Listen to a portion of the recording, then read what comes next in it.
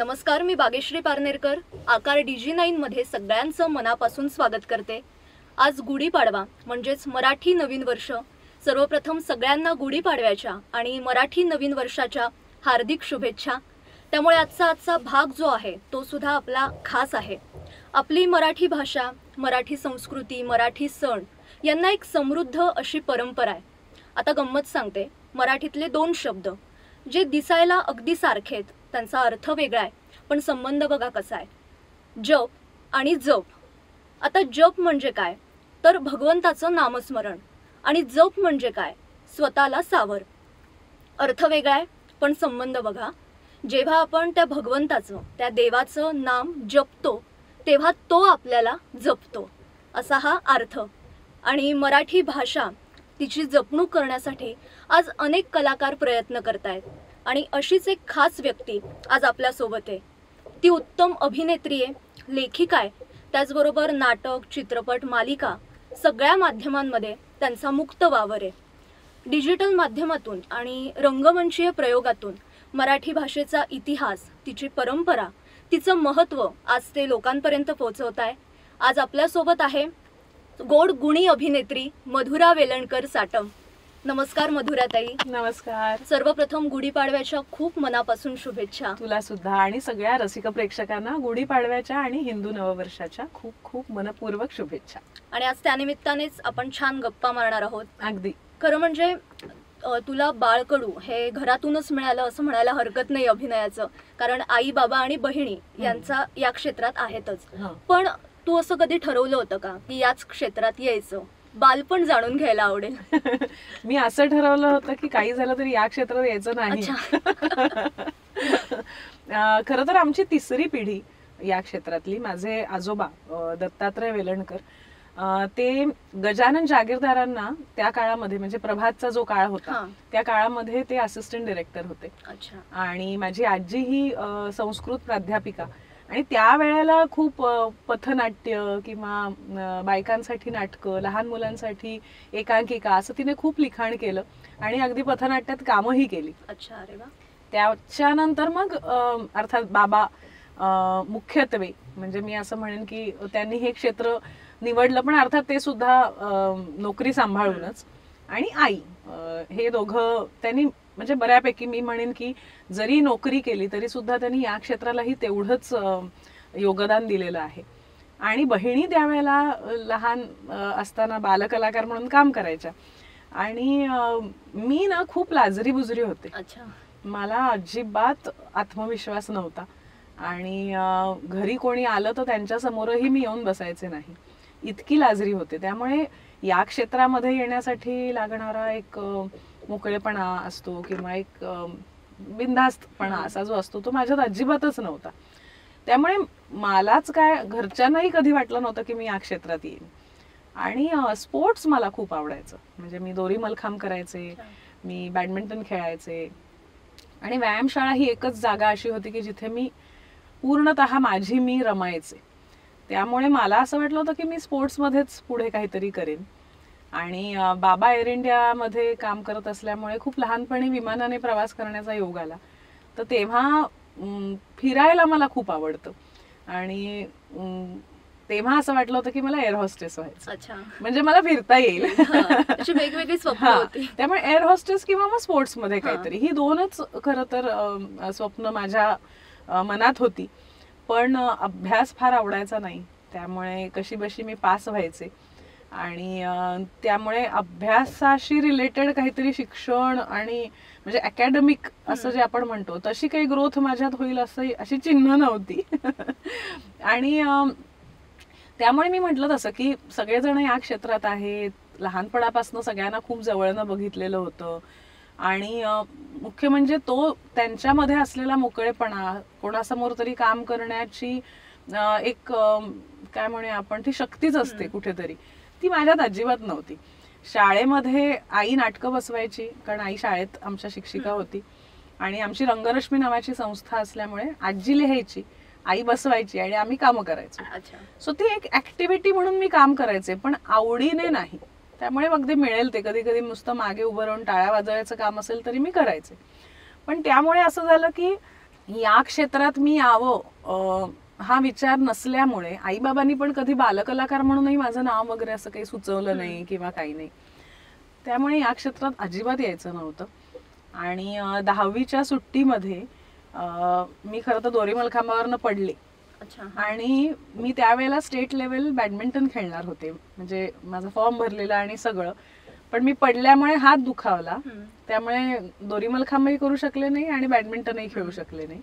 आणि त्याच सुट्टीमध्ये, कारण 10वीची सुट्टी मोठी असते, तर त्या सुट्टीमध्ये एक नाटक आलं मला, ग्रिप्स थिएटरचं नाटक. ग्रिप्स थिएटर हे पुण्यात जास्त कार्यरत आहे आणि मूळ जर्मन थिएटर आहे. तर त्याच्यामध्ये महत्वाच्या 3 गोष्टी असतात की जरी बालनाट्य असलं तरी जादू विदू असे खेळ न दाखवता रोजच्या आयुष्यातले मुलांचे प्रॉब्लेम्स पण ते खूप चांगल्या पद्धतीने उलगडतात. दुसरं म्हणजे चारी बाजूनी प्रेक्षक असतो. त्यामुळे तुम्हाला काम करताना चारी बाजूच्या प्रेक्षकांना त्यांच्या समोर सगळं नीट मांडता येईल अशा पद्धतीने काम करावं लागतं.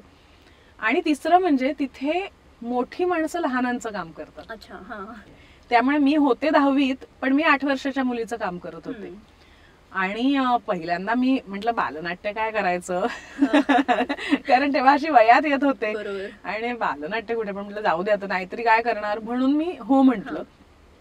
आणि माझी निवड पण कशी झाली तर चुटपुटीत आणि उड्या बिड्या मारणारी अशी मुलगी हवी होती. आणि मी स्पोर्ट्स मध्ये असल्यामुळे मी त्यावेळेला हँडस्टँड म्हणा, कार्टव्हील म्हणा, सगळं माझं चालू होतं, त्यामुळे म्हणून माझी निवड झाली, अभिनय म्हणून नाही. पण मग हळूहळू त्या सगळ्या काय म्हणूया आपण प्रोसेसमध्ये मी बरंचसं शिकले. तो थोडासा मोकळेपणा यायला लागला, कारण माझी सुरुवातच अशी होती की 2 पायामध्ये सॅक घेऊन हात वर करून मी उड्या मारत येते. आता त्यावेळेला 4 चौघांमध्ये असं करायला लाज वाटायची, कारण म्हटलं तसं की मी वयात येत होते त्यावेळेला. पण मग हे सगळं बसवताना तो मोकळेपणा, थोडासा बिनधास्तपणा यायला लागला.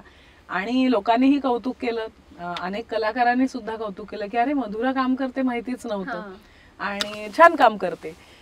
तर मग ते पण आवडायला लागलं की अरे आपण काहीतरी करतोय आणि कोणाला तरी आवडतंय, म्हणजे आपण इतके पण वाईट नाही आहोत, असं आपण काहीतरी करू शकतो. हा थोडासा एक आत्मविश्वास यायला तेव्हा सुरुवात झाली.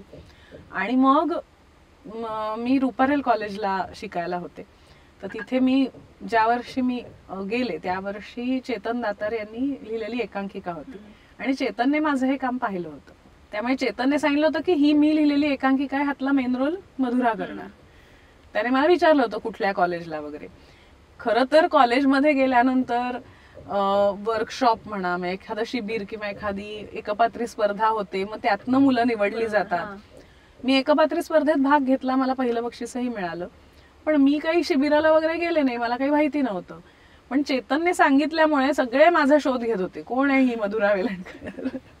आणि मग माझा भाऊ रुपारेलला होता, म्हणजे सिनियर मला खूप, पण मामे भाऊ माझा. मग त्याच्याकडनं माहिती काढून मला बोलवलं आणि त्या स्पर्धेमध्ये मी पहिल्यांदा कॉलेज तर्फे काम केलं आणि तेव्हाही बक्षीस मिळालं. आणि मग ती सुरुवात झाली. मग एकातनं एक काहीतरी एकांकिका, आणि मी पहिली मालिका सुद्धा 11वीतच केली.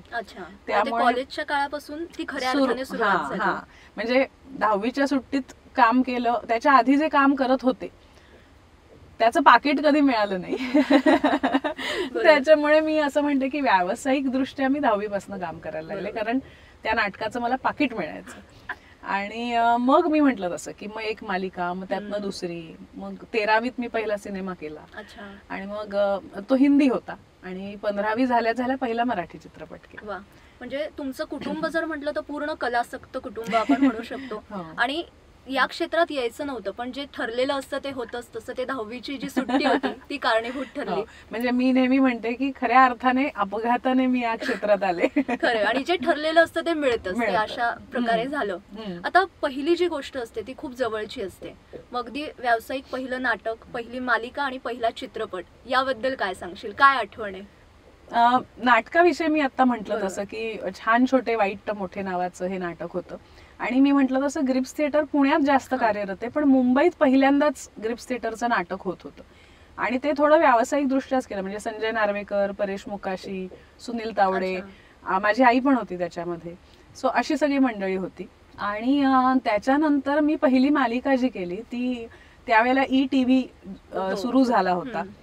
तेव्हा पण असंच झालं की सुमुखी पेंडसे ती मालिका करत होती. तिने स्क्रिप्टही तिचंच होतं आणि दिग्दर्शनही तीच करणार होती. तर तिला कोणीतरी मीराताईचं नाव सांगितलं आणि तिने मीराताई म्हणजे माझी मधली बहीण तिला विचारलं. पण त्यावेळेला तिचं अगदी ती जे स्कूल ऑफ आर्ट्सला तिची सबमिशन्स मोठे मोठे प्रोजेक्ट्स, त्यामुळे तिला काही तेव्हा मालिका करण्यात म्हणजे वेळच नव्हता तिला.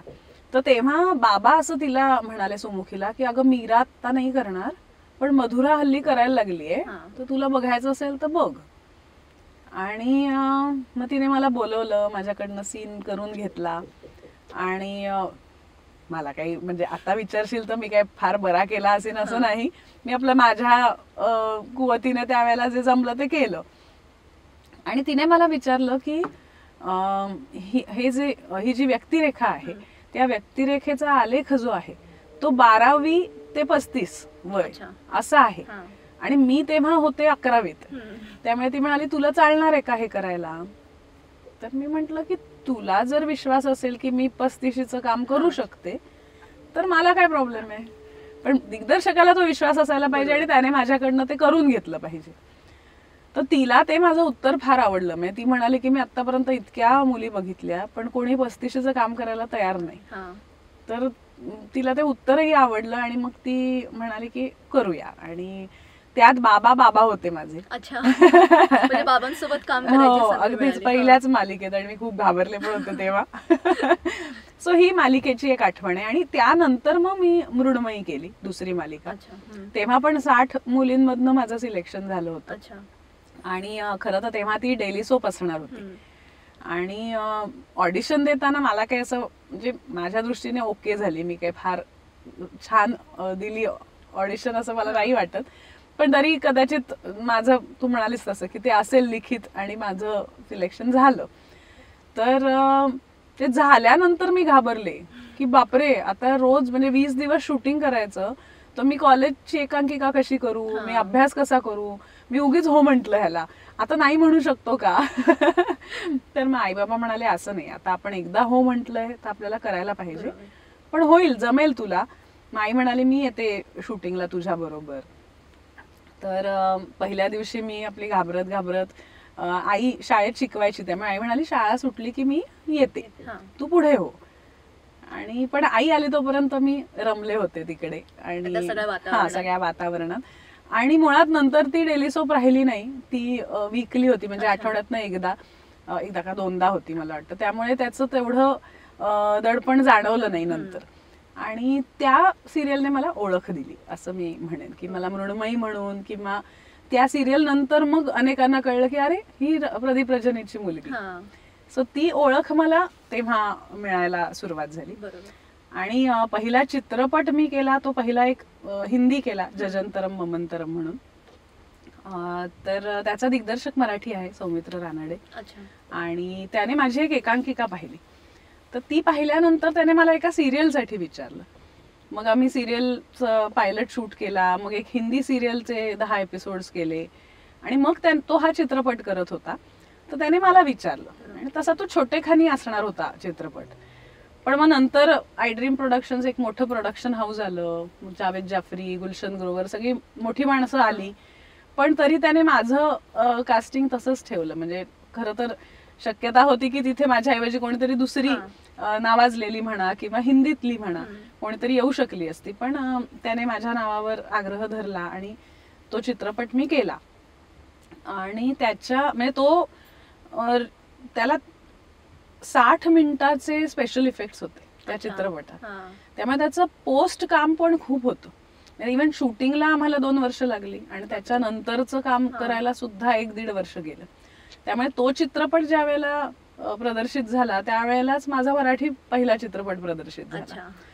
आणि रादर मला वाटतं मराठी चित्रपट आधी झाला तो गजेंद्रचा, नॉट ओनली मिसेस राऊत.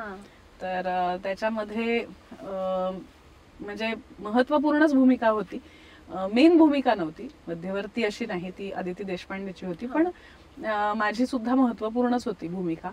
आणि मराठी पहिला चित्रपट तसं दुय्यम व्यक्तिरेखा असून सुद्धा मला त्या चित्रपटासाठी पहिलं शासनाचा पुरस्कार मिळाला, व्ही शांताराम पुरस्कार मिळाला. आणि त्याच म्हणजे 2003 ला जजंतरम ममंतरम प्रदर्शित झाला आणि 2003 लाच मला पहिला राज्य पुरस्कार मिळाला. म्हणजे मराठी आणि हिंदीतलं काम असं ते सुरू झालं. आणि नॉट ओनली मिसेस राऊत हा तर खूप चाललेला चित्रपट. हो, त्यावेळेला खूप लहान होते पण तरी मला आठवतंय. बरं, आता हिंदी आणि मराठीत काम केल्याचा अनुभव आहे, मराठीत तर जास्तच आहे, पण काय फरक वाटतो सगळ्याच दृष्टीने? मी अगदी खरं सांगू तर मी हिंदीत खूप काम नाही केलं.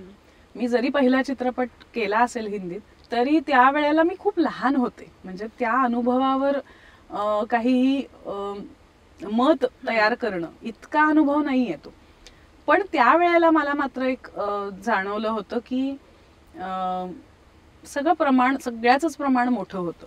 म्हणजे साधी गोष्ट असते की तुमचे कॉस्ट्युम असेल म्हणजे वेशभूषा, केशभूषा, तुमचं शूटिंगची पद्धत वगैरे ह्या सगळ्यात थोडा फरक पडतो. महत्वाचा फरक मला ना चित्रपट चित्रीकरणाच्या वेळेला फार नाही जाणवला, कारण तिथे काही मराठी माणसंही होती. जावेद बरोबर आमचं फार काम नव्हतं, पण जेवढं होतं तेव्हा मजा आली. गुलशन ग्रोवर बरोबर मात्र माझं बऱ्यापैकी काम होतं आणि त्यांच्याकडनं म्हणजे खरं तर त्यांची इमेज अशी बॅडमॅनची असल्यामुळे पहिल्यांदा घाबरले होते, पण त्यांनी खूप छान सपोर्ट केला, त्यांनी खूप चांगल्या गोष्टी शिकवल्या आणि मी खरंच शिकायला मिळालं त्यांच्याकडनं. पण नंतर ज्या वेळेला आमचं फोटोशूट झालं त्यावेळेला मी नाव नाही घेणार, पण मराठी नावाचाच एक फोटोग्राफर होता, पण त्याने आम्हाला जे आम्ही दोघं तरुण कलाकार होतो त्यांना आम्हाला फार छान ट्रीट नाही केलं. म्हणजे आम्हाला कोण आहेत ही पोरं, हा चला काढा पटकन फोटो, असा थोडासा ऍटिट्यूड होता. आणि त्यावेळेला ना नुकतंच ते सगळं प्रमोशन आणि हे सुरू झालं होतं, त्यामुळे इंटरव्ह्यू घेणं वगैरे. तर आमचा इंटरव्ह्यू वगैरे घेतला पण नंतर तो कधी दाखवलाच नाही कुठे. आणि त्या वेळेला ना सगळे खूप असे सॉलिड एक स्टायलिश इंग्लिश बोलायचे, स्टायलिश कपडे असायचे. तर त्या सगळ्यामध्ये मी खूप बावरून गेले होते. म्हणजे खरं सांगायचं तर मी अगदी लहान होते, 13वीत होते, मराठी माध्यमात शिकलेली मुलगी, पहिला चित्रपट. त्यामुळे हे सगळं असं त्यांचं जे असं ग्लॅमरस वर्ल्ड होतं ना ते मला फार झेपलं नाही त्यावेळेला. आणि कट्टू मी मराठी चित्रपट केला आणि तिथे अगदीच घरगुती, मोहन काका, तुषार वगैरे असे म्हणजे अगदी घरच्यासारखं वातावरण. आणि दुसरं म्हणजे कामाच्या पद्धतीत पण जास्त मोकळेपणा किंवा जास्त अभिनयावर बोललं जायचं. म्हणजे आता जजंतरम मध्ये कसं होतं की तो टेक्निकल होता जास्त सिनेमा, त्याच्यामध्ये तो मोठा आम्ही लहान, तर ते सतत टेक्निकली जास्त काम करायला लागायचं. तिथे अभिनय दाखवण्याचा वगैरे असं काही हे नव्हता. पण नॉट ओनली मिसेस राऊत मध्ये तसं नव्हतं, तिथे अभिनयाचा कस लागणार होता. तर त्यामुळे मला मराठीत काम करणं जास्त आवडलं आणि त्यामुळे मी पटकन हिंदीमध्ये पुढे जायचा काही फार स्वतःहून प्रयत्न केला नाही त्यावेळेला. म्हणजे माझ्या दिग्दर्शकाचं असं म्हणणं होतं की तुझ्यामध्ये केपेबिलिटी होती पण तू गेली नाहीस हिंदीमध्ये. तर मी म्हटलं मला समाव ते नाही, वातावरण रुचलं नाही. आणि पहिल्यापासून जर माझा तो एम असता ना की मला हिरोईन व्हायचंय तर कदाचित मी ते करू शकले असते, पण मला कधी या क्षेत्रातही यायचं नव्हतं. त्या मनाने मी बऱ्यापैकी स्वतःला म्हणजे मोकळं करण्याचा प्रयत्न करत होते, पण ते मला त्यावेळेला नाही जमलं. आणि लहानही होते तसं, आई बाबा जरी या क्षेत्रात असले तरी सुद्धा त्यांचं एक नोकरीही चालू होती. माझ्या मोठ्या बहिणीचं तर लग्न झालं होतं, मधली बहीण तिचं एक ऍडव्हर्टायझिंगचं क्षेत्र होतं. त्यामुळे असं काही वाटलं नाही की इथे अगदी जायचंच आहे आपल्याला. आणि मराठीत मी जास्त रमले, एकतर भूमिकाही छान मिळाल्या, वातावरण छान मिळालं आणि त्यामुळे तिथे रमले आणि तिथला प्रवास मला जास्त आवडला. त्याच्यानंतर काही वर्षांनी मी अजून एक सिनेमा केला हिंदी, पुन्हा तो सुद्धा चित्रपट प्रदर्शित नाही झाला, पण तो चित्रपट करताना मला जास्त मजा आली, कारण तोपर्यंत मी रुळले होते त्या वातावरणात. एकंदरीतच चित्रीकरणाच्या वातावरणात मी रुळल्यामुळे तो चित्रपट मी जास्त एन्जॉय केला शूटिंग करणं. किंवा मी घाबरले नाही किंवा मी कॉन्फिडेंट होते की मी हे करू शकते. पण तो चित्रपट आलाच नाही. आणि त्यामुळे माझा हिंदीकडे ओढा फार नव्हता, मराठीकडेच जास्त होता. आत्ता मी अगदी मला वाटतं लॉकडाऊनच्या थोडं अलीकडे, पहिल्या लॉकडाऊन नंतर मी एक वेब सिरीज मध्ये काम केलं, शॉर्ट सिरीज होती. तर ते मजा आली. पण मी म्हटलं तसं की मी स्वतःहून जाऊन फार सुरुवातीला ऑडिशन्स वगैरे दिल्या ना, तर मला हेच म्हणजे एकतर इंग्रजी आणि त्यांचं स्टायलिश राहणं, ग्लॅमरस राहणं, छोटे छोटे कपडे घालणं. म्हणजे मी भूमिका करताना सरीवर सरीमध्ये छोटे कपडे घातलेत, पण मला रेग्युलर आयुष्यामध्ये ते हे नव्हतं. बरोबर, कम्फर्टेबल आपल्याला हा समहाव. आणि त्यामुळे मी त्या वातावरणात आणि ते नाही रमलेच नाही, म्हणजे कधी खरं सांगायचं तर.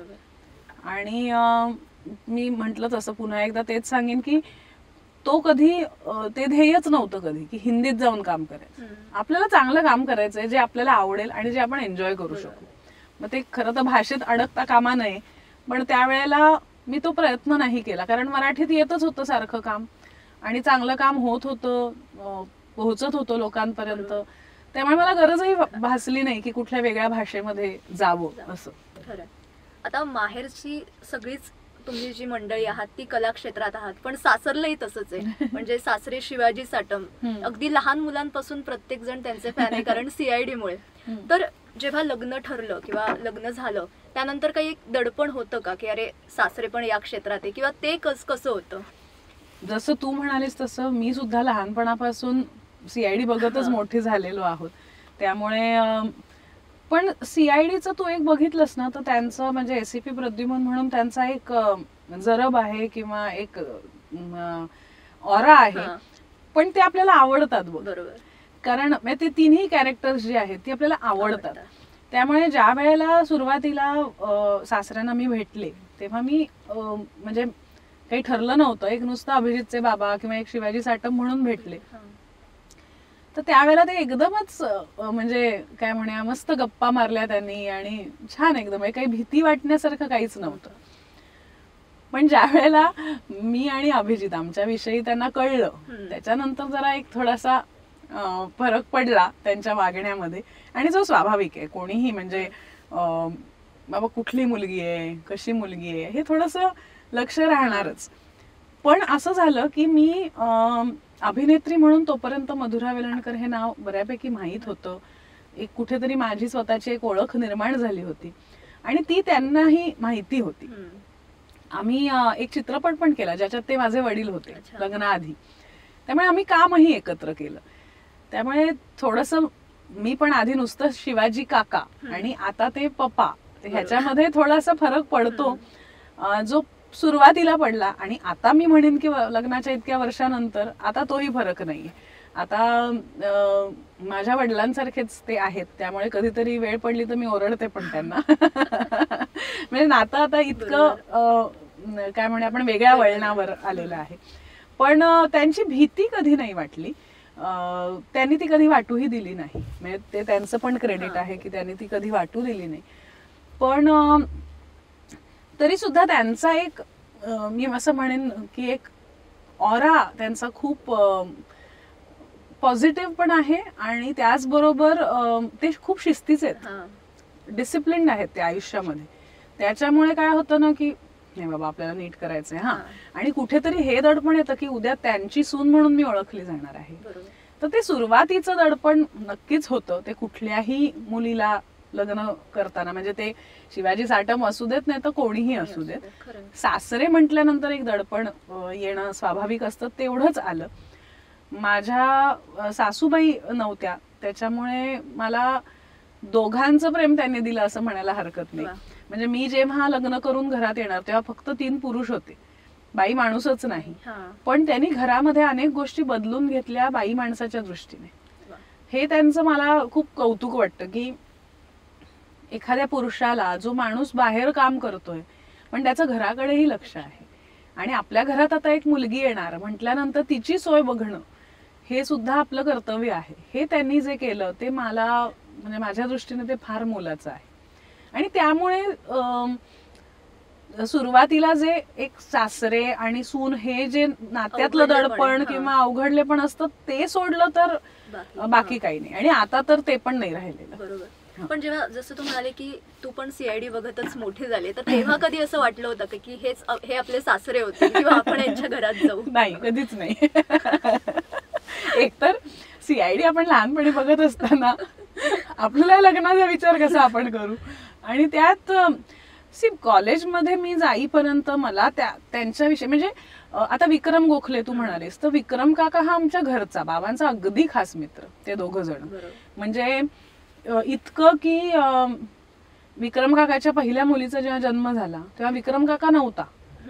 तेव्हा वृषाली मावशी म्हणजे विक्रम गोखलेची बायको वृषाली मावशी टॅक्सी करून आमच्या घरी आली आणि बाबांना हाक मारली, प्रदीप चल मला कळा येत आहेत.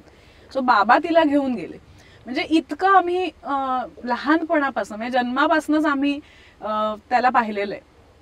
त्यामुळे विक्रम काका हा घरचा होता. तसं बाबांनी आणि पप्पांनी म्हणजे शिवाजी साटम आणि प्रदीप वेलणकर ह्यांनी फार काम केलं नव्हतं. त्यामुळे मी त्यांना लहानपणापासून बघत आली आहे वगैरे असं नव्हतं. हा, तशी नव्हती ओळख. ते दोघं वावरत असल्यामुळे अरे शिवाजी अरे प्रदीप इतपत होतं.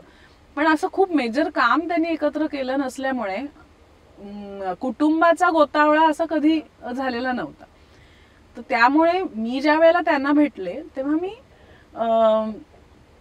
म्हणजे असं म्हणूया की आपण एक अभिजितचे बाबा आणि ज्येष्ठ कलाकार एवढ्या ह्यानेच भेटले. आणि त्यामुळे हा विचार कधीच म्हणजे त्यांना कोण मुलं आहेत हेही मला माहित नव्हतं. म्हणजे ज्या वेळेला मला अभिजित भेटला आणि मी खरं तर त्यावेळेला एक सायकोलॉजीचं प्रोजेक्ट करत होते की 40 का 45 वर्षाच्या वरचे कलाकार आणि त्यांचं मला ते सायकोलॉजीच्या दृष्टीने सगळा क्वेश्चनेअर भरून थोडंसं काम करायचं होतं. तर मी त्यासाठी अरे शिवाजी साटम पण आहेत. मग अभिजित मला आंतरमहाविद्यालयीन एकांकिका स्पर्धेच्या इथे भेटला. त्याच्याकडनं मी नंबर घेतला, त्यांना फोन केला. तोपर्यंत मला हेही माहित नव्हतं की अभिजितला एक भाऊ पण आहे. सो म्हणजे इतकी मला माहिती नव्हती कुटुंबाची त्यांच्या, किंवा आई नाही आहे हेही माहिती नव्हतं. त्यामुळे असा तर विचार शक्यच नव्हता की पुढे काही होईल वगैरे. पण ज्या वेळेला मी आणि अभिजित प्रेमात पडलो त्यानंतर आम्ही 8 वर्षांनी लग्न केलं. तर त्या 8 वर्षांमध्ये मात्र असं अनेकदा वाटून गेलं की आता आपण ह्यांच्या घरी जाणार आहोत. म्हणजे आपलं एक वेलणकर कुटुंब माहितीच आहे, आता साटम कुटुंब ही लोकांना माहितीच आहे. आणि मग ते जे म्हटलं की दडपण किंवा थोडंसं हे की अरे आता आपल्या पुढे हे नाव लागणार आहे किंवा आपण ह्यांची सून होणार आहोत, तर ते एक दडपण स्वाभाविक होतं. ते आहे. आणि ज्यानंतर म्हणजे आता लग्न झाल्यानंतर अनेक जबाबदाऱ्या येतात, मग मुलं असतील, तर त्या पिरियडमध्ये अभिनयाचा सगळा जो प्रवास होता तो कसा सुरू केला, किंवा मुलं झाल्यानंतर? माझं लग्न झालं तेव्हा मी काम करतच होते. लग्नानंतर आम्ही हापूस हा चित्रपट पहिला केला, त्यामुळे त्याच्यात अख्खं कुटुंबच होतं आमचं. आणि त्याच्यानंतर 4 वर्षांनी मुलगा झाला मला. मुलगा झाल्यावर मी 6 महिन्यात नाटक सुरू केलं. हा, म्हणजे खरं सांगायचं तर त्याला सांभाळून नाटक करणं सोयीचं होतं, कारण 10-12 प्रयोग असतात महिन्याला. अगदी दौरा लागला तरी पूर्वीसारखे 15 दिवसाचे दौरे आता लागत नाही, 3 दिवस डोक्यावरनं पाणी, तर ते जमू शकेल अशा ह्याने तो 6 महिन्याचा असताना मी पहिलं नाटक केलं. म्हणजे mister and Mrs, Chinmay Mandlekar आणि मी आणि प्रियदर्शन जाधव, आणि त्याची निर्मिती अभिजितचीच होती. तर तेव्हा मी माझा मुलगा युवन, तर त्याला मी घेऊन जायचे तालमीला. तिथे सतरंजी वगैरेवर तो खेळायचा, मी तालीम करायचे. त्याला भूक लागली की आज जाऊन पाजायचे. तो परत मग बाकीची जी मंडळी होती कलाकार मंडळी, त्यांचा सीन असला की ते त्याला खेळवायचे. सो अशी तालीम आम्ही खरं तर सुरू केली, कारण अगदीच लहान होता तो आणि फक्त दुधावर होता. पण मग त्याच्यानंतर नाटक मी जास्त केलं. सिनेमा मी 5 वर्ष केला नाही, कारण एकतर त्याला वेळ देणंही महत्वाचं होतं आणि तसं चांगलं काम येणंही महत्वाचं होतं. एक गोष्ट मी खूप पाळली किंवा माझ्याकडनं पाळली गेली असं म्हणूया, की मी खूप मनाला आवडेल तेच काम केलं. काम करत राहायचं म्हणून केलं नाही. आणि नशिबाने तशी वेळही आली नाही की पैशाच्या दृष्टीने म्हणा किंवा आर्थिक एक स्टेबिलिटी लागते त्याच्या दृष्टीने म्हणा की आपल्याला काम करावं लागतंय, असं कधी वेळ माझ्यावर आली नाही. त्यामुळे मला आवडेल ते काम करू शकले. बरोबर. आणि त्याला वेळ देऊ शकले. त्यामुळे जर मुलाला जन्म द्यायचा आहे, आपल्याला आई व्हायचंय, तर मग आपण त्याही जबाबदाऱ्या पार पडल्या पाहिजे. त्यामुळे त्याला सांभाळता जे काम शक्य आहे ते करूया. आणि चित्रपट कसा असतो की तो आयुष्यभर राहतो.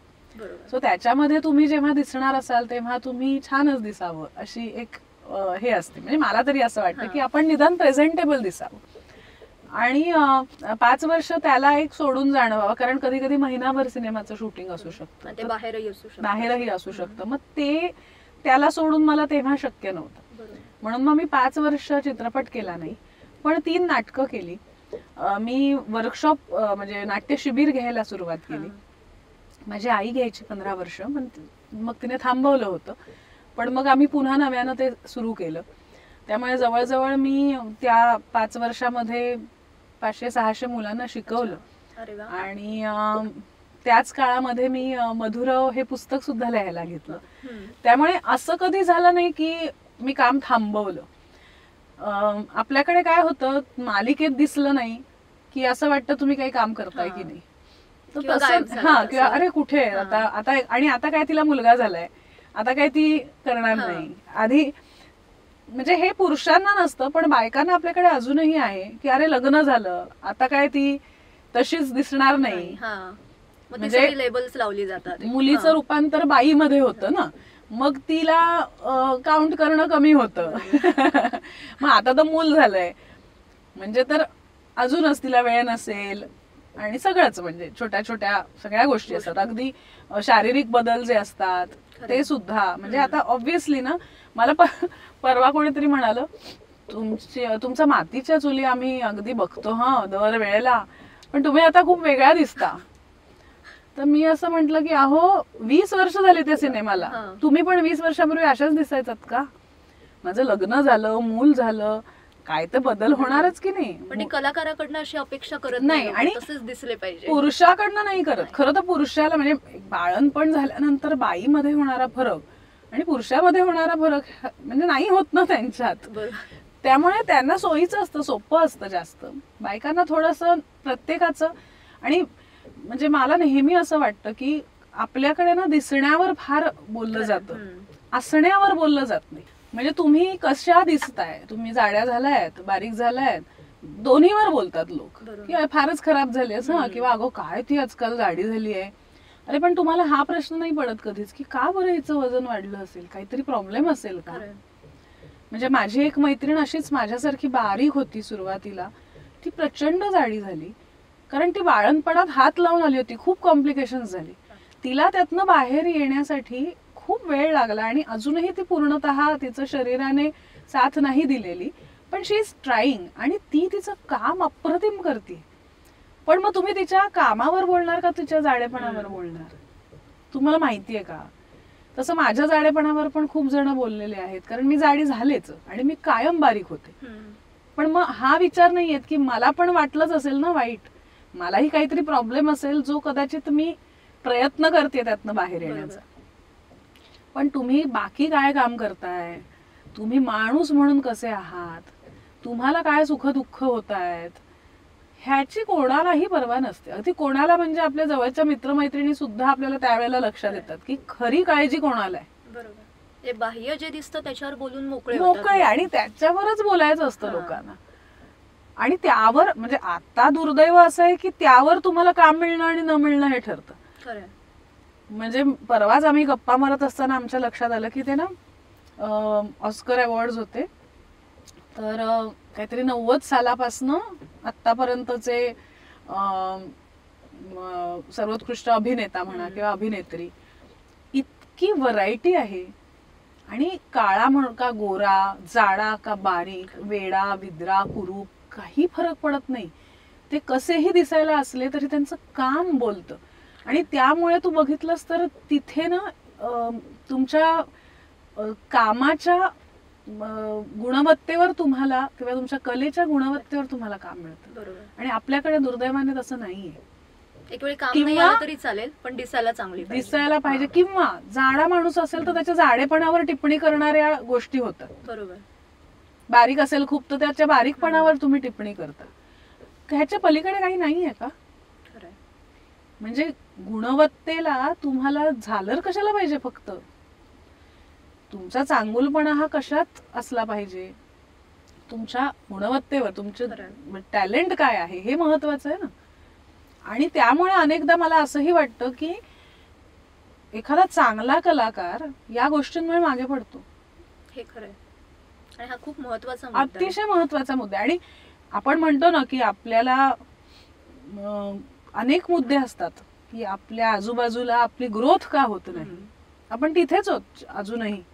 जिथे 10 वर्षापूर्वी मी जे काम करत होते किंवा ज्या पद्धतीचं आजूबाजूला वातावरण होतं तेच आहे अजूनही. काही सुधारणा नाहीये. तर ते मला असं वाटतं की एक मुळात हा जो विचार आहे की एक ग्रोथ होणं, ती ग्रोथ कधी होते? जेव्हा तुमची मानसिक आणि बौद्धिक ग्रोथ होते त्यावेळेला. बरोबर. तर तुम्ही या नुसतं भौतिकतेच्या पलीकडे जाऊन काहीतरी बघता. त्यामुळे मला सुद्धा हे खूप जाणवलं की माझ्या दिसण्यावर, माझ्या जाडेपणावर अनेकदा टिप्पणी केली गेली. आणि विच इज फाईन. म्हणजे माझं असं म्हणणं नाही, मला ते काही घ्यायला हरकत नाहीये. पण काळजीने बोलणारे फार कमी असतात. खरं. आणि मी जर जाडी झाले तर माझं अभिनय कौशल्य कमी होतं का? किंवा मी खूप बारीक झाले तर कमी होतं का? मी जेव्हा खूप बारीक होते, कायम अंडरवेटच होते मी. माझा म्हणजे बाकी काही इश्यूज व्हायच्या आधी मी कायम अंडरवेट होते. मग तेव्हा सुद्धा बोलायचंच की, म्हणजे काही करून बोलायचं. कशाला? तुम्ही तुमचं बघा ना. म्हणजे मी परवा जे म्हंटल त्या बाईंचं, तुम्ही बघा ना की तुम्ही अशा होतात का लग्नात? नाही ना. सो माझं असं म्हणणं आहे, कोणाला वात शिरतो, कोणाला काही थायरॉइड असतो, कोणाला काही इतर कॉम्प्लिकेशन्स होतात, काही जणांना व्यायाम करता येत नाही, काही जणांना अल्सर होतो. खूप वेगवेगळ्या पद्धतीचे लोक डील करत असतात. ती पण माणसंच आहेत. कलाकार असली तरी ती माणसं आहेत. तर तुम्ही त्याच्या पलीकडे नाही का बघू शकत? माणूस म्हणून बघायला, माणूस म्हणून त्याच्या किंवा गुणांनी बघा.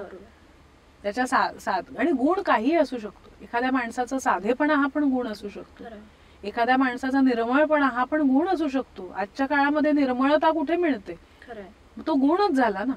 ते गुण तुम्हाला नाही बघतायत.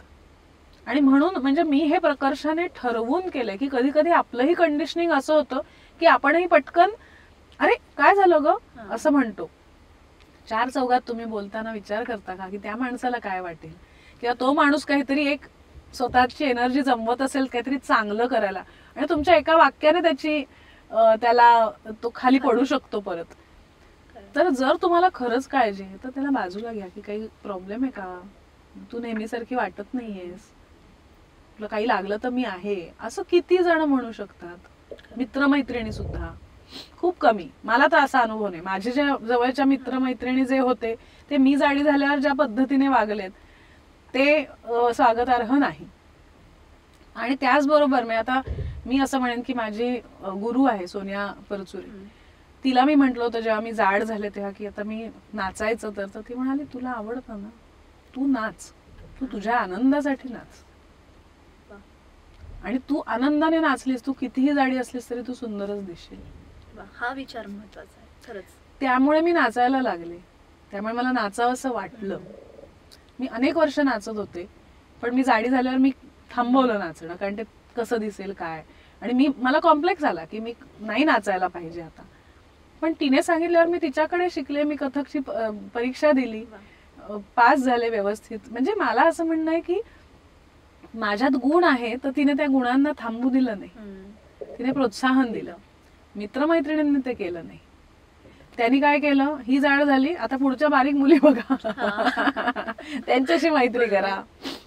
सो खऱ्या म्हणजे आता हे मजेचा भाग सोडला तर मला जेन्युइनली असं वाटतं की माणूस म्हणून गुण, माणुसकी हे सुद्धा आपल्याला बघायला पाहिजे. आणि कलाकार म्हणून त्याचे कलागुण बघायला पाहिजे. म्हणजे माणुसकी घेऊन काय करायचंय, तो त्याने ऍक्टिंग चांगली केली पाहिजे. तुम्ही ऍक्टिंग गुण बघा, बाकी त्याच्या ह्याच्यात पडू नका पाहिजे तर, पण त्याचं दिसणं म्हणजे कितीतरी तू बघितलं तर कितीतरी कुरूप नाकी डोळी छान नसणारी माणसं पण अभिनयाने सुंदर दिसतात की नाही, खरंय. ते महत्वाचं आहे ना. So ते सांभाळायला पाहिजे असं मला वाटतं. आणि हा खरंच महत्वाचा मुद्दा आहे. अगदी अगदी बरोबर मुद्द्याला हात घातला. आणि आता बोलताना तू मधुरचा उल्लेख केला, पुस्तकाचा पण, आणि त्याच नावाने मधुर बोरुते ब्लॉग हा एक छान रंगमंचीय प्रयोग जो आहे तो सध्या सगळीकडे सादर होतोय. म्हणजे अगदी आता साहित्य संमेलनात पण झाला. पण या कार्यक्रमाची जन्मकथा ऐकायला आवडेल. म्हणजे नेमका कसा काय आला, म्हणजे तो प्रयोग कसा बाहेर आला? लॉकडाऊनच्या काळामध्ये मी MA केलं मराठीमध्ये, आणि त्यावेळेला डिस्टंट लर्निंग असल्यामुळे आम्हाला ऑनलाईन लेक्चर्स होते. तर काही गोष्टी तेव्हा कळल्या नाहीत, तर समीरा माझी मैत्रीण असल्यामुळे ती येऊन मला शिकवायची त्या गोष्टी, कारण ती MAच्या मुलांना शिकवायची. तर तेव्हा माझ्या असं दरवेळेला हे पण माहित नव्हतं ग आपल्याला काय ना, म्हणजे हे पाठ्यपुस्तकात इथे आहे म्हणून, नाही तर मला कळलंच नसतं. असं 1-2-3 वेळेला झालं. आणि MA झाल्यानंतर मी तिला म्हणाले की हे सगळं लोकांपर्यंत जायला पाहिजे ग, म्हणजे मी मराठी माध्यमात शिकले पण मला मराठीची नाही आहे ओळख तेवढी. तर आपण ज्या माध्यमात गेली इतकी वर्ष काम करतोय, की करमणुकीचं माध्यम आहे, तर त्या माध्यमातून आपण जर मराठीची गोष्ट सांगू शकलो तर, असा विचार आमच्या चर्चेतनं आला. आणि खूप वर्षांपूर्वी आईने एक प्रयोग केला होता. एका शाळेमध्ये एका वर्गाला नियमित पद्धतीने शिकवलं आणि एका वर्गाला नाट्य पद्धतीतून, आणि त्यांना झालेलं आकलन आणि त्यांची गुणसंख्या ही जास्त होती. त्यामुळे मला हे माहिती होतं की नाट्यरूपात एखादी गोष्ट सांगितली तर ती जास्त पटकन रुजते. आणि ही म्हणजे व्याख्यानाचा विषय आहे, मराठीचा जन्म कसा झाला किंवा मराठीचा 2000 वर्षांचा इतिहास. पण हा व्याख्यानाचा विषय आपण करमणुकीतून जर दाखवला तर मराठी विषयीची ओढ अजून निर्माण होईल. मराठीची माहिती, महती आणि श्रीमंती जास्तीत जास्त लोकांपर्यंत आपण पोहोचवू शकू. आणि त्यातनं ह्याचा उदय झाला. आणि एक आम्ही गोष्ट दोघींनी अगदी, म्हणजे समीराचं वाचन भरपूर आहे, तिच्याकडे सगळ्या गोष्टी अशा काय म्हणतो आपण तयारच, म्हणजे काही विचारलं तर तिला माहितीच असतं. तर मी तिला म्हटलं की एक गोष्ट आपण करूया की काय घ्यायचं नाही ते आधी ठरवूया. तर जे जवळचं साहित्य आहे, जे उपलब्ध साहित्य आहे आत्ता आपल्या पिढीला, म्हणजे अगदी पु ल असतील, शिरवाडकर असतील, त्यांची सगळी पुस्तकं मिळतात, आपण वाचली आहेत, त्यांच्यावर अनेक कार्यक्रम होतात. जे कानावर पडलेलं आहे, तोंडपाठ आहेत, त्या गोष्टी नाही दाखवायच्या, कारण त्या उपलब्ध आहेत. अर्थात मराठीमध्ये त्याचं योगदान महत्वाचं आहे, त्यामुळे त्याचा उल्लेख आम्ही करतो, पण त्याच्याविषयी आम्ही फार, या आधुनिक काळाविषयी फार बोलत नाही. जी माहिती नाहीये लोकांना, म्हणजे 90% माहिती लोकांना नाहीये अशी माहिती आम्ही देतो. आणि मग ती गाणी आहेत, नाट्यछटा आहेत, किंवा त्याला एक गोष्ट रूप दिलेलं आहे, त्यामुळे एकातनं एक ते गुंफलेलं आहे.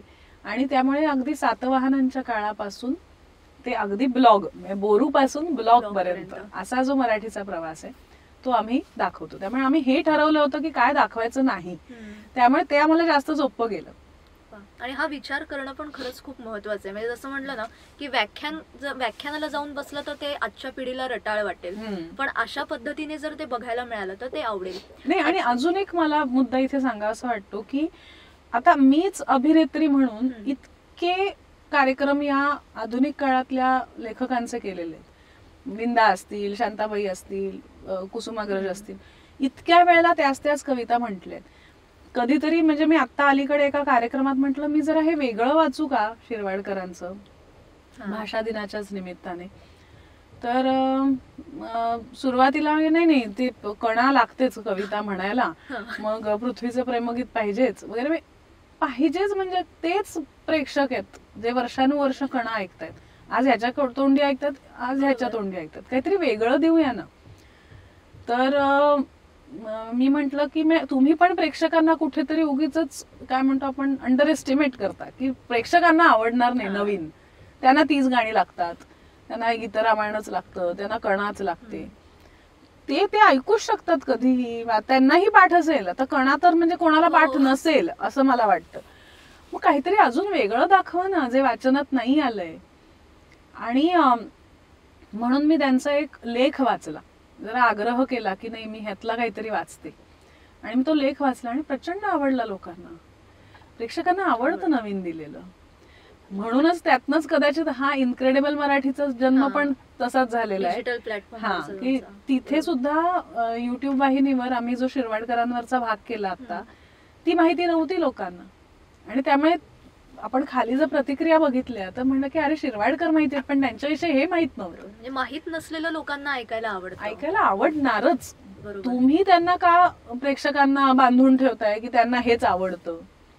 मला सुरुवातीला मधुराव बोरुते ब्लॉगच्या वेळेला हे पण झाला की माझ्या नाटकामध्ये 8 गाणी आहेत, नृत्य आहे, आणि मुळात इतकी छान माहिती आहे, अभिनय आहे.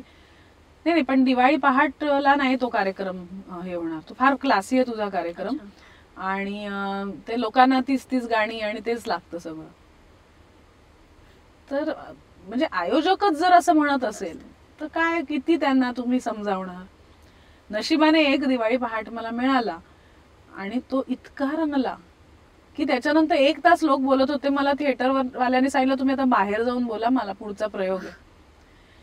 सो प्रेक्षकांना हेच हवं असं नसतं. तुम्ही त्यांना नवीन द्या, त्यांना हवं आहे, आणि त्यांना दर्जेदार दिलं तर आवडणार. का नाही आवडणार? पण हे जर आयोजकच ठरवत असतील की नाही हे लागतंच वगैरे, लागतंच आहे, तुम्हाला लागतं, खरं, प्रेक्षकांना नाही. सो ह्या सुद्धा एक काय म्हणूया आपण, ग्रोथच म्हणेन मी पुन्हा एकदा, की ग्रोथ का नाही होत आपली? आपण तिथेच का आहोत? का नवीन गीत रामायण झालं नाही एवढ्या वर्षात? का नाही झालं? किती कुठल्या वर्षी झालंय? का नाही झालं? तुम्ही नवीन पिढीवर विश्वास ठेवा, नवीन दाखवा, नवीन लिहिण्यासाठी त्यांना शिबिरं घ्या, वाचायला सांगा, तर नवीन पुलं येतील, नवीन शिरवाडकर येतील. का आता साहित्यिकांची वानवा आहे आपल्याकडे? हो, आणि साहित्य संमेलनाच्या नावाने मग ओरडतात असं होतं. हा, त्यामुळे मला असं वाटतं की जुनं ते सोनं जपायलाच पाहिजे, पण नव्याची कास पण धरायला पाहिजे, आणि जुन्यातलंही जे नवीन आहे तेही पोचवायला पाहिजे. आणि म्हणून आज मधुराव मध्ये आम्ही त्या सगळ्याचा, म्हणजे अगदी जुनं आहे तेही दाखवतो, माहितीचंही दाखवतो, आणि नवीन पिढी काय लिहिते हेही दाखवतो, कारण तेही महत्वाचं आहे. त्यामुळे सगळे जोडले जातात, सगळ्या वयोगटातले. मधुरावचे प्रयोग राजभवनात सुद्धा झालाय, म्हणजे साहित्य संमेलन की जिथे होत नाही अशा ठिकाणी झालाय, तर त्याच्या आठवणी ऐकायला आवडतील. नक्कीच. म्हणजे मी हे खरं तर अनेक वेळा सांगितलंय, पण तरी सुद्धा मला असं वाटतं की हे जे मानाचे प्रयोग मधुराव बोरुते ब्लॉगचे झाले, तो मान मराठी भाषेचा आहे, तो गौरव मराठी भाषेचा आहे, आणि आपली भाषा काय म्हणूया आपण, ती डिझर्व करते. अभिजात भाषेचा दर्जा आपल्याला मिळाला असला तरी मराठीची परिस्थिती म्हणून बघायला गेलं तर अजूनही काही सुधारलेली नाहीये. ती आता सुधारायला हवी, आपण ती टिकवायला हवं आणि वाढवायला हवं. मराठी शाळा एकीकडे बंद होत आहेत, मराठी वाचणारे कमी होत आहेत, मराठी बोलणाऱ्यांना त्यांच्यावर दादागिरी केली जाते, किंवा आपल्याकडे म्हणजे आत्ताच आम्ही असं म्हटलं की एकीकडे एकदम बोलायचं तर अगदी म्हणजे असं एकदम नीटच बोलायचं, आणि नाहीतर मग इंग्लिश मध्येच बोलायचं. का साधं सोपं पण बोलता येतं की, दरवेळेला काहीतरी असं सजावट केलेलं अलंकारिक वगैरे बोलायची गरज नसते. पण आपल्याकडे ते एक आहे, आणि मला तर असं जाणवतं की टीका करणं हे फार सोपं आहे, आणि ते आपल्याकडे फार अगदी झोपेतनं उठूनही कोणी टीका करू शकतं, कारण ते सोपं आहे ना, सगळ्यात सोपं काम. आता आम्ही रामदास स्वामींवर एक भाग केला, तर ते म्हणाले की तुम्ही काम करा, काम केलं नाही आणि नुसते बोललात तर त्याला काही अर्थ नाही ना. सो काम करा हे महत्वाचं आहे. आपल्याकडे बोलणारे खूप आहेत, काम करणारे कमी आहेत. एनिवे, तर मधुराव बोरुते ब्लॉगचे जे महत्वाचे प्रयोग झाले, राजभवनात झाला, गेटवे ऑफ इंडियाला झाला, 25वा प्रयोग दिल्ली महाराष्ट्र सदनला झाला, आणि साहित्य संमेलनातही दिल्लीला शो झाला, किंवा पुस्तकांचं गाव भिलार तिथे पण ह्याचा प्रयोग झाला. सगळीकडे उत्तम प्रतिसाद मिळाला, आणि मी म्हटलं तसं की हा भाषेचा गौरव आहे, हा आपल्या मराठीचा गौरव आहे. म्हणजे ज्या वेळेला आम्ही राजभवनात प्रयोग केला, आमचा 8वा प्रयोग होता तो. त्यावेळेला खरं तर आम्ही राज्यपालांना बोलवायला गेलो होतो की आमच्या प्रयोगाला या, पण तेव्हा ते आधी आम्हाला असं म्हणाले की मराठी भाषा को अभिजात भाषा का दर्जा मिलना चाहिए, क्यों मिलना चाहिए. तर आम्हाला असं झालं की म्हणजे ह्यांना काय अपेक्षित आहे.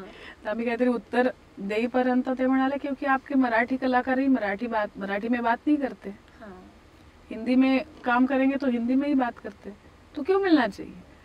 म्हणजे असं नाही, म्हणजे आमची मराठी जुनी आहे हे, आम्ही आपलं काहीतरी 1-2 मुद्दे मांडले. मग ते म्हणाले की आप जो कर रहे हो वो मिशन है, तो पेशेंस रखिए, आप अच्छा काम कर रहे हो, तो मैं नहीं आऊंगा आपका नाटक देखने, आप यहाँ आके आपका नाटक कीजिए. आणि पहिल्यांदा मराठी नाटकाचा प्रयोग राजभवनात झाला. दरबार हॉल जिथे पुरस्कार दिले जातात तिथे आम्हाला नाटक करायची संधी मिळाली आणि आम्हाला त्यांनी पुरस्कारही जाहीर केला. म्हणजे अमराठी माणसाने हे सगळं केलं. म्हणजे चांगलं काम केलं तर पुन्हा एकदा भाषेच्याही पलीकडे जाऊन तुम्ही तो माणूस काय करतोय किंवा त्याचा उद्देश काय आहे, हेतू काय आहे, हे फार महत्वाचं आहे. म्हणजे ते अमराठी असून त्यांना मराठी ज्ञानेश्वर तुकाराम माहिती आहेत, ते अनुवाद वाचायचे. आज त्यांच्यासारख्या अमराठी माणसाने आम्हाला बोलवून प्रयोग लावला. तेव्हा राज्यपाल कोण होते? कोश्यारी होते, भगतसिंग कोश्यारी. तर ते मला फार महत्वाचं वाटलं. तो कार्यक्रम बघून आपले म्हणजे SNDT विद्यापीठ आणि कलेक्टर ऑफिस त्या सगळ्यांनी मिळून गेटवे ऑफ इंडियाला प्रयोग लावला. पुन्हा एकदा मराठी नाटकाचा प्रयोग कधी गेटवे ऑफ इंडियाला झालेला नाही. गाण्यांचे कार्यक्रम झालेत, पुरस्कार सोहळे झालेत, पण नाटकाचा प्रयोग झाला नाही. आणि त्याच्यानंतर दिल्लीमध्ये 25वा प्रयोग झाला किंवा साहित्य संमेलनात एकमेव नाटक झालं ते मधुराव बोरुते ब्लॉग. कारण शेवटी ते साहित्याशी जोडलेलं आहे आणि आपल्या संस्कृतीशी जोडलेलं आहे. त्यामुळे मला असं वाटतं की हा मान मराठीला मिळायचा असेल आणि मराठीची गोष्ट सांगणारं जर एकमेव नाटक असेल तर त्याला तो मिळायला हवा. आणि म्हणूनच तो मिळाला असं मी म्हणेन. आता भारताबाहेर सुद्धा याचे प्रयोग व्हायला आता सुरू होतील मे महिन्यापासून. त्यामुळे आमचा उद्देश हाच आहे की मराठी माणूस जिथे जिथे आहे तिथे तिथे हा प्रयोग पोचावा. आणि कधी कधी असं असतं ना की जिथे पिकत नाही तिथे त्यांना जास्त महत्व असतं. त्यामुळे बाहेरच्या प्रयोगांची पण आता विचारणा होते आहे. महाविद्यालयामध्ये आम्ही याचे प्रयोग केले. आम्हाला अजूनही विद्यापीठांमध्ये आणि महाविद्यालयात करायला आवडतील, कारण तरुण पिढीकडे हे नाटक जायला हवं. तरुण पिढीकडे आपल्या भाषेची श्रीमंती जायला हवी, तर ते पुढे वापरणार आहेत ती भाषा. सो हा एक प्रयत्न आहे. आणि म्हणून कदाचित प्रयोग आम्ही प्रत्यक्ष जाऊन करतो, पण आता मुलं हे असतं ना, हातात फोन असतो, फोन मध्ये शिरायचं असेल तर डिजिटली आपल्याला काहीतरी करायला हवं. आणि म्हणून इनक्रेडिबल मराठीची आम्ही सुरुवात केली आणि आज गुढीपाडव्याच्याच दिवशी त्याला 1 वर्ष पूर्ण होतंय. त्यामुळे मी सगळ्यांना सांगेन हा भाग बघा आणि आमचा भागही बघा. नक्की नक्की. नाही, आणि खरंच छान आहे. आणि जसं ही एक चळवळ आहे, म्हणजे हा उपक्रम आहे, नाटकाचा प्रयोग आहे, याच्यापेक्षा सुद्धा ही चळवळ आहे आणि ती तुम्ही इतक्या छान पद्धतीने करताय, त्याबद्दल तुमचं अभिनंदन. आता जाता जाताना काही प्रश्न आहेत, त्याची उत्तरं द्यायची. कोणतं माध्यम जास्त आवडतं, नाटक, चित्रपट की मालिका? नाटक आणि चित्रपट दोन्ही तेवढंच आवडतं. दोन्ही?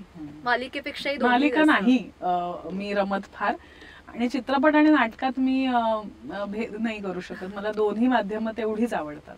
आणि मराठी की हिंदी? हा विचारणं चुकीचाच आहे प्रश्न. हो, मी पण एक उत्तर थोडं मोठं देते की मराठी आणि हिंदी मध्ये मी मराठीच म्हणेन. पण मला असं वाटतं की आजकालचा जो काळ आहे ना, आपण खरंच भाषा म्हणजे आपल्या मातृभाषेचं संवर्धन हा विषय आहेच आणि तो आपण करायलाच हवा. पण आता भाषेच्या पलीकडे गेल्यात बऱ्याच गोष्टी. आज तुम्ही विविध भाषेतील विविध गोष्टी पाहत असता, OTT वर म्हणा, फोनवर म्हणा, पण चांगले विषय आहेत ना. मग भाषेत कला ही भाषेत अडकू नये. बरोबर. कुठलीही कला, उद्या शिल्पकला असेल, कोणी बघून त्याला त्याचं कौतुक करू शकतं. चित्रकला असेल, तसं संगीत असेल. तसंच मला असं वाटतं की कुठल्याही कलाकाराने किंवा कलेने भाषेत अडकू नये, पण आपल्या मातृभाषेवरही प्रेम असावं. आणि म्हणून जर आजच्या काळात आपण म्हणायला गेलं तर मराठी ही मातृभाषा म्हणजे आपल्या घराच्या भिंती आपण जपल्या पाहिजेत, पण आपण खिडकीतून आणि दार उघडून बाहेरही पाहिलं पाहिजे. वा, समर्पक उत्तर आहे एकदम. सरीवर सरी की मी अमृता बोलते. सरीवर सरी. आपण यांना पाहिलं का, मिस्टर अँड मिसेस की गुमनाम है कोई? Mister and Mrs. आवडता को ऍक्टर चिन्मय मांडलेकर की तुषार दळवी? तुषार दळवी. आणि मालिकेमध्ये तुझी तुला आवडलेली मालिका? तुमची मुलगी काय करते? आणि आवडता पोशाख साडी की ड्रेस? पारंपरिक काही असेल तर साडी नेसायला आवडते, पण अगदी रोजच्या वापरामध्ये मला अगदी पॅन्ट किंवा पंजाबी ड्रेस जास्त जे सोयीचा पडतो. हो, बरोबर. आणि आता आज गुढीपाडवा आहे, तर आवडता गोड पदार्थ गुलाबजाम, श्रीखंड की पुरणपोळी? मला वाटतं गुढीपाडवा आहे तर आपण श्रीखंडच म्हणायला पाहिजे. आणि करायला काय आवडतं? करायला म्हणजे या तिन्ही गोष्टी मी फार करत नाही. मी खीर छान करते आणि ती सोपी असते, त्यामुळे ती पटकन होते. पण मी एकदा खूप उत्साहाने चॉकलेट गुलाबजाम केले होते आणि ते फार छान झाले होते. पण श्रीखंड तर मी आजपर्यंत कधीच केलं नाही. इतकं चांगलं काही काही श्रीखंड मिळतं, सरळ मी घेऊन येते ते. बाहेर छान छान मिळतं, खरंय. आणि आज गुढीपाडवा आहे, तर गुढीपाडव्याची एखादी आठवण आणि आमच्या प्रेक्षकांना काय सांगशील? आत्ता तर ताजी आठवण मी हीच सांगेन गुढीपाडव्याची की मागच्या वर्षी गुढीपाडव्याला इनक्रेडिबल मराठी हा कार्यक्रम आम्ही सुरू केला मधुरा वेलणकर साटम या माझ्या युट्यूब वाहिनीवर, आणि आज त्याला 1 वर्ष झालं. त्यामुळे गेला गुढीपाडवा आणि आजचा हा गुढीपाडवा दोन्ही माझ्यासाठी खास आहेत.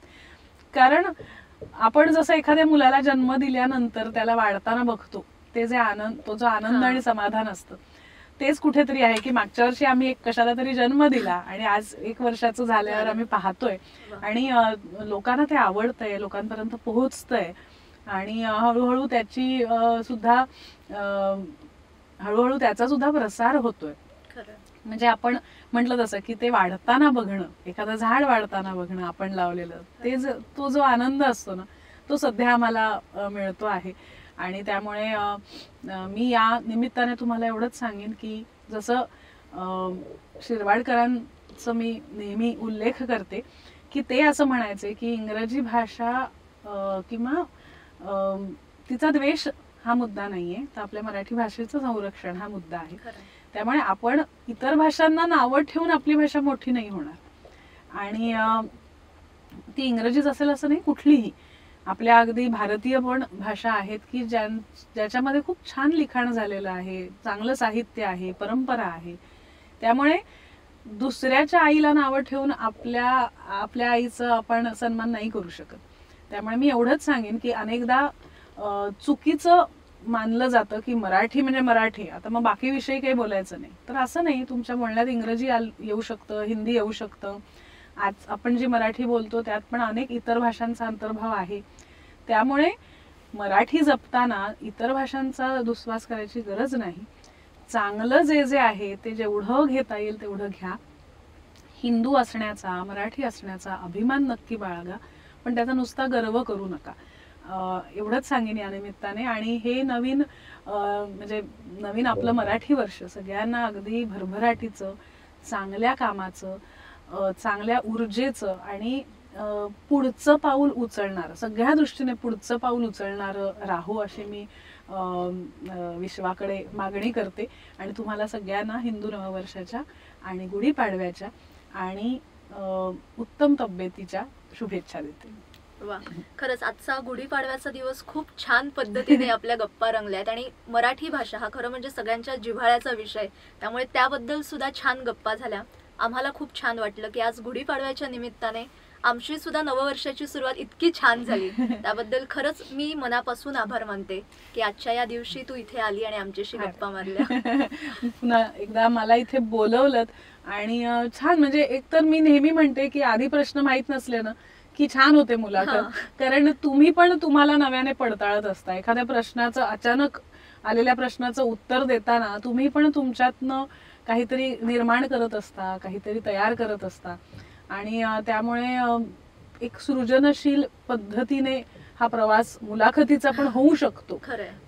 त्यामुळे मी तिला विचारलं नव्हतं की मला आधी काय विचारणार आहेस वगैरे.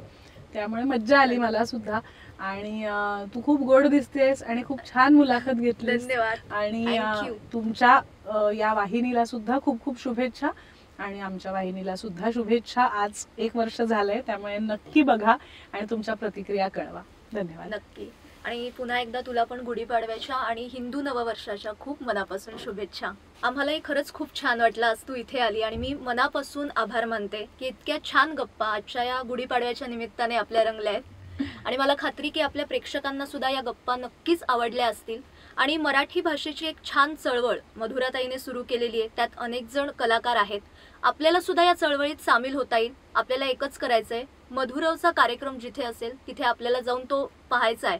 त्याचबरोबर इनक्रेडिबल मराठी ही त्यांची जी यूट्यूब वाहिनी आहे ती सुद्धा आपल्याला सबस्क्राईब करायची आहे. आणि त्याची लिंक, त्याचा संकेत दुवा आम्ही खाली दिलेला आहे. त्या चॅनलवर जाऊन नक्की बघा. तुम्हाला खूप काही नवीन नवीन तिथून जाणून घेता येईल. आणि मला खात्री की आजचा हा भाग तुम्हाला नक्कीच आवडला असेल. आणि तुम्हाला सुद्धा सगळ्यांना गुढीपाडव्याच्या आणि हिंदू नववर्षाच्या पुन्हा एकदा मनापासून शुभेच्छा. आणि मराठी भाषेचं संवर्धन करूया, तिची जपणूक करूया आणि हीच गुढी आपण आजच्या या निमित्ताने उभारूया असं मला वाटतं. हा भाग तुम्हाला कसा वाटला ते नक्की कळवा. आणि पुन्हा आपण अशाच नवीन कलाकारांसह भेटणार आहोत. तोपर्यंत स्वतःची काळजी घ्या आणि पाहायला विसरू नका आकार DG9. धन्यवाद.